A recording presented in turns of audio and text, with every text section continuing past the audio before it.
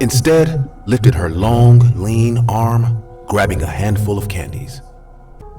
Granny was sitting on the floor like a frog. In his mouth and spits out a large slimy glob directly inside Jody's cup. She drops it almost. The hell? What's wrong?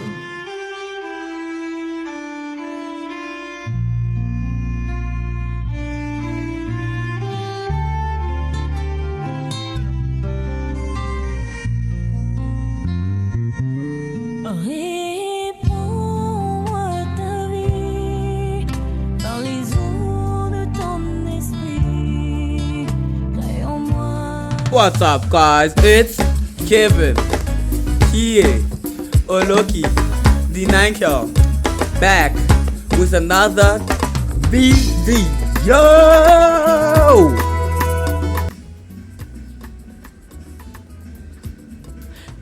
Many times would they tell you before you know that Nigeria is not for you? It's been long. But I'm joking, it's not been long. I'm back like I never left. So, today's video is we're reacting to 2 scary horror stories.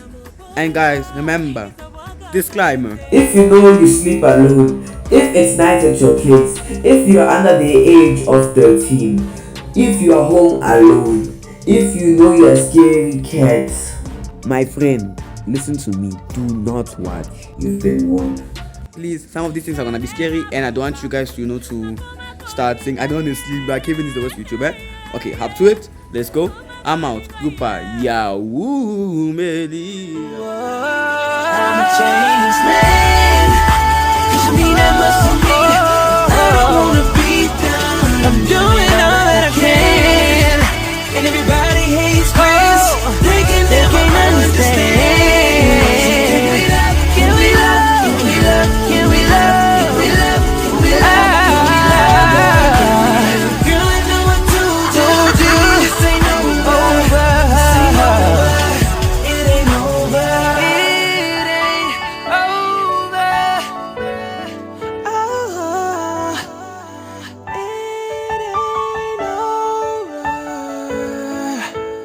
it ain't over. We're back, guys.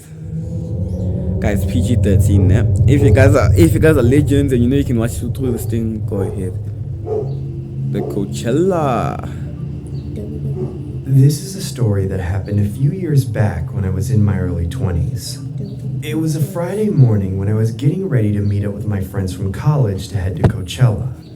My friends were always excited every time we brought up Coachella, as they were extreme EDM freaks that loved to rave and party like the majority of students on campus. I personally didn't like EDM and was more of a rap kind of guy, but I always attended the events as Coachella usually hosted special guests or special appearances, so that made the idea of going much more appealing to me. Another reason I enjoyed going was the guaranteed barrage of beautiful females that would usually show up to these types of events. I remember my friends meeting up at my place to do our usual pre-drinking routine, which was something we always did prior to any events similar to this. I recall taking multiple shots with my female friends Jody and Mika, while my friend Nick watched us as he was unfortunately the designated driver. Cheers to getting wasted and not kissing someone that's related. Cheers. Cheers. I guess I'll cheer with this. That's when we got inside Nick's vehicle and began to drift off onto the freeway, finally making our way to the much anticipated event we've been geeking about for months on end. The ride usually took us about an hour and a half to get there, but seeing as Coachella was a large event, it prolonged the trip by another hour or so due to the traffic from the Coachella attendees. When we finally reached the destination, Nick parked his car in the pre-designated lot as we began to make our way inside the Coachella premises. The view was extraordinary. I always got a huge boost of serotonin from the incredible visuals being displayed. I legitimately felt like every time I attended music festivals of this magnitude, it was always equivalent to being a kid in a candy shop. The majority of people I saw were, of course, the usual hipsters and jocks who would always have that one person in the group unknowingly vlogging every minuscule second of their experience. Divine. Then, of course, there were the extreme EDM ravers who always went over the top with their flamboyant outfits. But Then there was that one occasional overaged creep who always looked out of place in events like this, considering the majority of guests were usually in their 20s and early 30s. I recall this one guy looking like he was in his late 40s, possibly 50s, from the beer gut hanging down from his trousers and the rough aged look he had on his face. I usually couldn't care less who attended these events, but this guy gave me straight up predator vibes from the way he was lurking around the women. That's when the man eventually catches me looking at him. I nonchalantly look away as I can see the man in my peripheral vision approaching our group. We all awkwardly stare at him as he begins to catcall my friend Jody by saying, "Hey, sweetie, you want me to rock your world by adding a little something something to your drink?" Like what? That's when he begins to gargle up a load of saliva in his mouth and spits out a large slimy glob directly inside Jody's cup. She drops it almost instantaneously in disgust. What the hell, dude? Yo, what the hell is your problem? Hey, I wasn't trying to rock your world, dimwit. I was talking to Miss Mellons over here. Get the hell away from us or I'm calling the cops. Next time, say it a little louder, so that the cops can actually hear you. He walks away as we began to head over to another vendor opposite to where the man was walking to grab more drinks. As the night went on, I was so plastered, all I saw was nothing but hallucinative imagery while fanboying over the performances that were currently on stage. This happened for about 2 nights straight, as me and my friends would get completely wasted and pull all-nighters throughout our whole experience at Coachella. On the last night, I remember my friend Jody was sitting on my shoulders, which was a common thing for females to do during festivals like this. I recall a man in the midst of the crowd staring at my direction.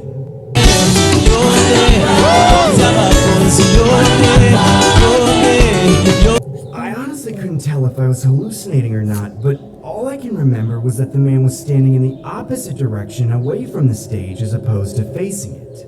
At first glance, I couldn't make out who it was, but then I realized that it was the same guy from before.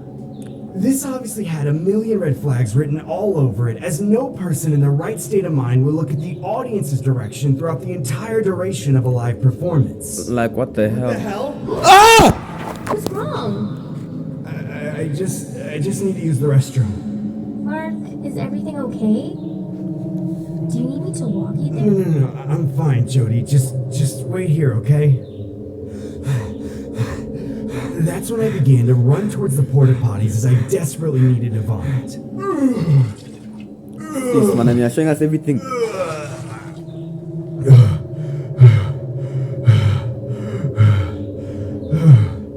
Jesus Christ. I recall My sitting Lord on and the Savior. toilet seat trying to regain some of my consciousness back in hopes that I could sober up and join my friends at the concert again. That's when my entire world began to shake. No, I mean literally, my entire world began to shake as the porta potty began violently shifting back and forth. What the hell is going on? Somebody help me! Help! I was so intoxicated, I genuinely thought I was experiencing an earthquake. The porta potty then abruptly stopped shaking as I hear a shallow voice whispering, I decided to rock your world too. That's when I immediately got out of the porta potty and surveyed the circumference of my surroundings, only to see no sight of the man. Are you okay, sir? I heard you screaming. I began to sprint towards the sleeping area where designated tents were, as I really needed to get some rest. I then got inside my tent and curled up in my sleeping bag, in hopes that I would sleep off my intoxicated state. I made sure to update my friends by sending a quick text in the group chat, just so they knew my whereabouts as I began to drift off. About 5 minutes later, I recall my friend Jody approaching the outside of my tent saying, Hey babe, is everything okay? I told her, yeah, I think I am. I want to give you a kiss. Okay. Here, pass me your phone. I want to remember this moment forever. Kiss me. Kiss me. Kiss me. Kiss me. Come on. Kiss me. Come on. Kiss me. Kiss me. That's when I opened my eyes, only to be awoken by my friends. The festival had unfortunately came to an end, and it was time to make our departure home. I remember sobering up on the ride home while praising my friend Jody by saying, "Hey Jody, I just want to thank you for consoling me in the tent. It means a lot." Anytime. But when did I console you? Jody, you kissed me in the tent, remember? Ooh, didn't know you guys were a thing. Mark? I don't know what you're talking about. That's when I pulled out my phone as I remembered Jody taking a selfie of us kissing. But what I saw on my phone literally made me sick to my stomach. There were about a dozen selfies of me and that man laying next to me in the tent while I was passed out drunk.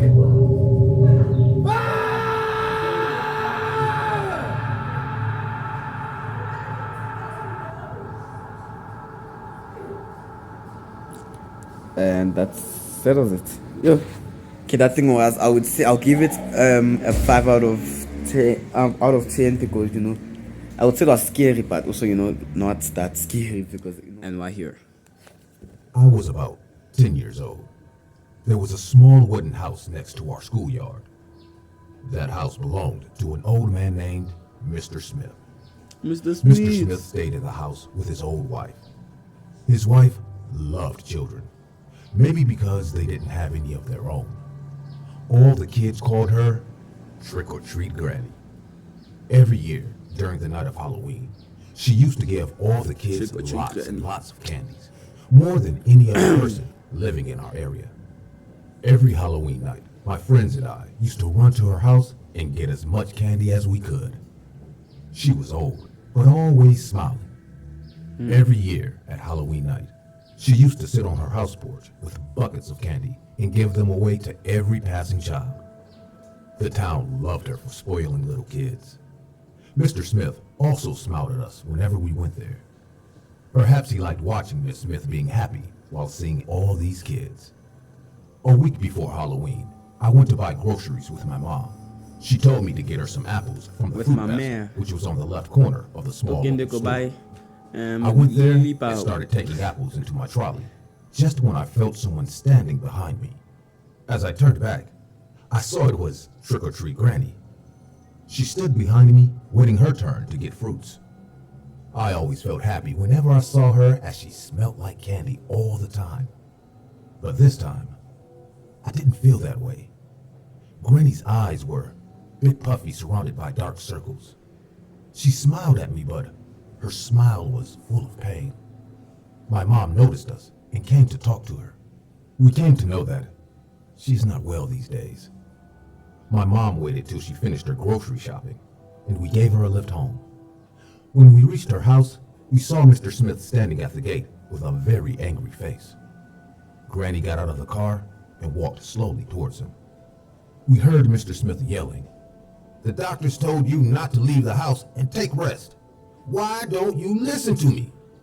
I overheard Granny replying, "Halloween is coming. I had to buy candy for the kids. I am all fine, don't worry." I felt grateful, thinking how much she loves us, that she went to buy candy for us, even in this bad health condition. After this incident, a few things started to become weird. Whenever we used to walk to school, we would notice Trick-or-Treat Granny sitting at her porch with her knitting wool and waving at us. But the next day, we didn't see her there.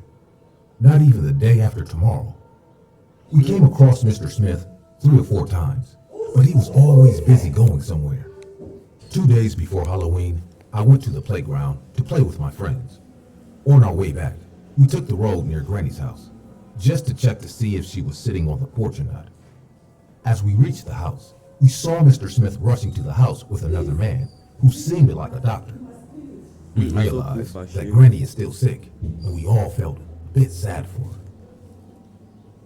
The Halloween fever took over our town, as every shop and hangouts started to get dressed in Halloween decoration. But just before 2 days of Halloween, we all came to know that Granny was being hospitalized for serious heart trouble. Mr. Smith had to stay with her in the hospital. Every kid got really sad, realizing Halloween will not be the same without her.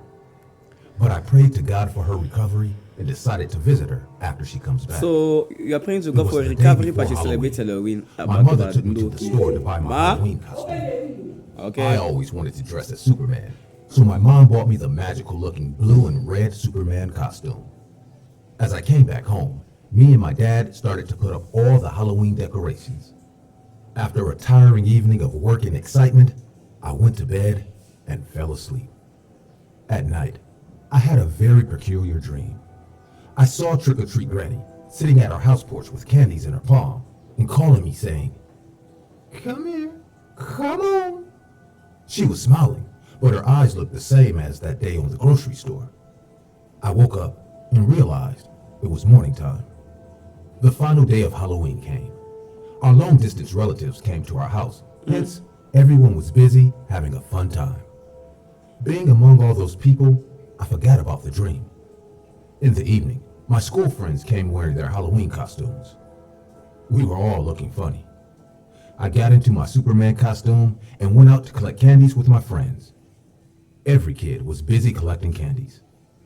My friends and I also went to the nearby houses and started collecting candies. The last house in our neighborhood was connected with our way to school. After collecting the candies from that house, my friends decided to head back home. I needed to pee badly, as I remembered drinking 2 cans of orange juice before leaving the house. I told my friend to start walking and that I will catch up eventually. Now, you can all understand peeing wearing a Superman costume was a tough job. I walked to the corner of the street and helped myself, which took me enough time. After finishing, when I looked up, I saw my friends were already gone. I lifted the candy bucket in my hand and decided to head home too. Just when I was about to turn, I noticed a flash of light coming from my right side. As the school road laid ahead on my right, I could see Granny's house in some distance. Being the only house near school, it wasn't that difficult to spot for anyone. What seemed strange to me was the house light was on. I knew there was no one in the house, then how come the room lights are on? I was a brave kid, hence, I thought to check it out. I was curious too. I walked towards the house, and as I reached the front door, I heard footsteps inside the house. I knocked on the door and said, "Anyone inside?" I thought it might be some stranger breaking into their house, but the response I got shocked me. I heard Trick-or-Treat Granny's voice. She said in a mellow voice, "Come on, I am waiting for you with candies." I was more than happy to know that she came back all well. I pushed the door open and entered the house. I have never been inside this house, so seeing it for the first time made me a bit shy. There was a couch on the dining in front of a TV set, and stairs were leading up to the second floor. I said in a loud voice, "Granny, where are you?" She muttered from upstairs, "Come up, kid. I am here." I walked up the stairs following her voice. As I kept walking, she kept talking. "I am waiting for so long, but no other kid came. Glad you came. I bought so many candies. Come and have it." As I reached upstairs, I saw a room at the end of the hallway. Pale yellow light was coming out from that room. I walked inside and saw Trick-or-Treat Granny laying on the bed, facing her back towards me. I could see that her body has become extremely lean, as if she has lost a huge amount of weight in just a few days. I guessed it was because of her sickness. She didn't turn towards me. Instead, lifted her long, lean arm, grabbing a handful of candies. "Come to this side. I am not well. I can't move much," she said in a frail voice. I felt like her voice was coming from a long distance, though she was lying just in front of my eyes. She started to laugh in that voice, and I felt something was odd. A feeling rushed down my spine that suddenly told me I shouldn't be here. I told her, "You take a rest today. I will come back some other time. Also, it's late. I probably should go home now." I was just about to leave when I heard a huge thumping sound on the wooden floor, as if someone jumped on the ground from a higher place. I turned back and my skin crawled. The blood in my veins clotted. I couldn't believe my eyes. Granny was sitting on the floor like a frog. Saliva was dripping out of her mouth. Her eyes were blood red. She gave me a terrifying smile and said in a demonic voice, "Trick or treat," and started hopping towards me violently. I ran for my life. I even tripped on the stairs and hit my head. I was bleeding, but I didn't stop. I could hear the loud thuds of Granny jumping on the wooden floor as she chased me. As soon as I got out of the house, I slammed the front door behind me and ran away. I woke in the morning on my bed. My mom and dad got really worried as I didn't come home with my friends. They came looking for me and found me on the way to our house. I was lying unconscious on the road. After waking up, it all felt like a nightmare. But when my mom asked me what happened, I told them everything. I saw the look on their face changing as I told them all the details. When I finished, my mom hugged me to her chest and started crying loudly. My dad didn't say a word and left the room quietly. My parents didn't give any reason behind this reaction until I grew up. I came to know that Trick or Treat Granny passed away on Halloween evening due to a heart attack. They heard from Mr. Smith that she was in a lot of pain when she died. Her tongue came out of her mouth with saliva dripping from it. Her eyes turned all red from the blood clotting under her pupils. I didn't talk for an hour after hearing this. I felt sorry for her, thinking how much pain she has to go through on her last days. But I will never be able to forget that horrible side of her. Till today, on Halloween nights, I feel scared that she might come to visit me again.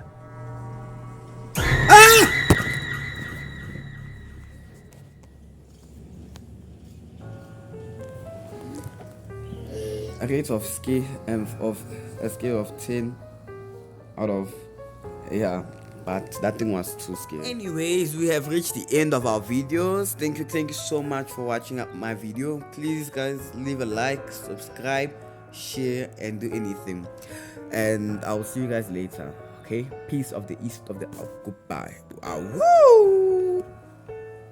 Tambunzi.